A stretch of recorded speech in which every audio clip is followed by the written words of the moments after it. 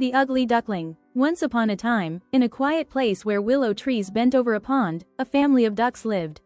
Spring had arrived, the weather had grown warmer, and the eggs in their nest began to crack one by one. The ducklings that came out were yellow-feathered, cheerful, and lively. However, the last duckling to hatch was quite different from the others. Its feathers were darker, and its body was a little larger. While its siblings played in the pond, they did not want to include it. The other animals around also looked at it strangely. Day by day, the little duckling became more withdrawn and spoke less.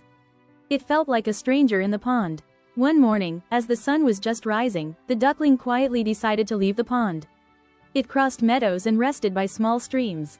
Nowhere it went did it feel like it truly belonged, but it continued on its journey. Then the cold days came.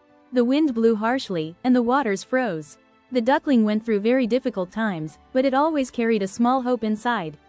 Months later, spring came again. The snow melted, and nature came back to life. The duckling reached another pond.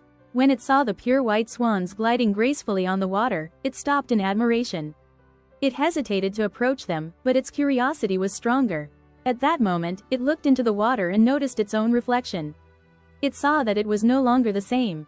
Its neck had grown long, its feathers had turned pure white, and its movements had become graceful. It had become one of the swans it had always admired from afar.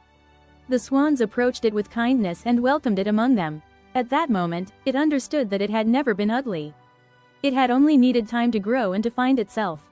And from that day on, the duckling that was once thought to be ugly lived happily and confidently as a swan in the pond. If you liked this story, please subscribe to our channel for more beautiful tales.